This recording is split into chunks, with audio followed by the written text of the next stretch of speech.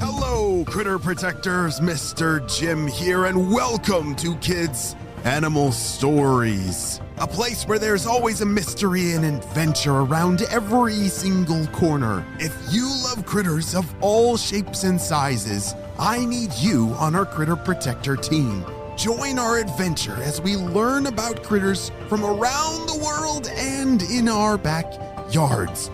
Well, my friends, are you ready for today's adventure? Me too! Let's go!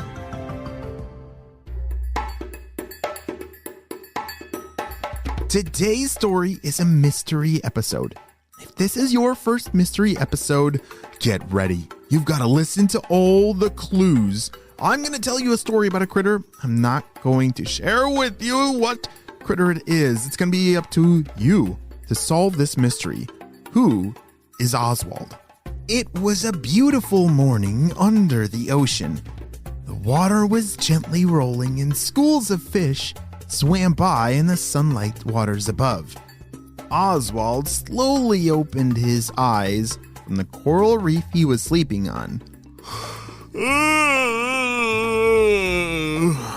He stretched his arms and decided to go look for his brothers and sisters. Oswald and his siblings had hatched from their eggs only a few months ago. Now they were on their own in the big ocean. But most of them lived very close. He had thousands of brothers and sisters. Wait, what? He has thousands of brothers and sisters? Holy smokes!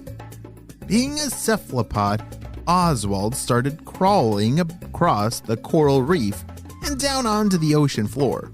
It wasn't too dark where he was crawling. He was able to move quite quickly. Hold on a second. Have you ever been able to run really quickly? Can you swim just as fast? It's harder to move fast in the water than on land unless you're some kind of sea critter, right?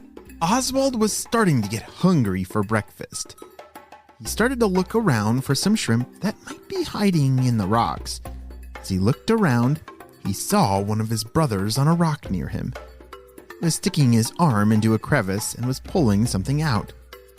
If you're hungry, I found some shrimp. There's plenty to share, his brother said. Oswald decided to crawl over and eat with him. Oh wow, these are delicious. Thank you, said Oswald. After breakfast, Oswald and his brother thought it might be fun to explore a new part of the ocean. You see, they hadn't gone very far from where they hatched from their eggs. Let's go to the top of those rocks near the surface, said his brother. Oswald was a bit concerned. Going near the surface of the water seemed too dangerous. He had heard stories about how sea creatures could get caught if they drew attention to themselves. I don't know if that's a good idea, Oswald told his brother. But his brother was already moving across the ocean floor towards the rocks. Oswald didn't want to be left behind, so he quickly followed his brother. Once he got to the rocks, his suction cups started to grip onto them so he could climb. Higher and higher they both went until they could almost see out of the water. Look how high we've climbed, said Oswald's brother. Oswald looked down and saw the ocean floor. It looked so small compared to what it looked like when he was down there, but he was starting to feel scared. The sun was so bright from where they were now, surely they would be seen. His reddish-brown color was shining way too brightly. Using his chromatophores, he started to change his color to match the rocks. He started to feel much better now he was camouflaged from danger. Wait a second. Hold on. Oswald can change its skin color? That's insane! Holy smokes, I can't think of many critters that can do that. Can you? Look, I changed my color to match the rocks, said Oswald. You should do it too, so that we're safe. His brother agreed and slowly changed colors after him. Wow, that was fun. I've never changed my colors before.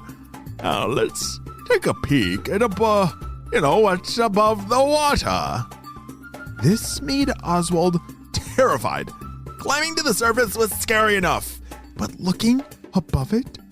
I don't know about that. Oswald was about to tell his brother that he was going to go climb back down when suddenly a school of tuna swam by quickly. Hurry! Hide! A shark is near!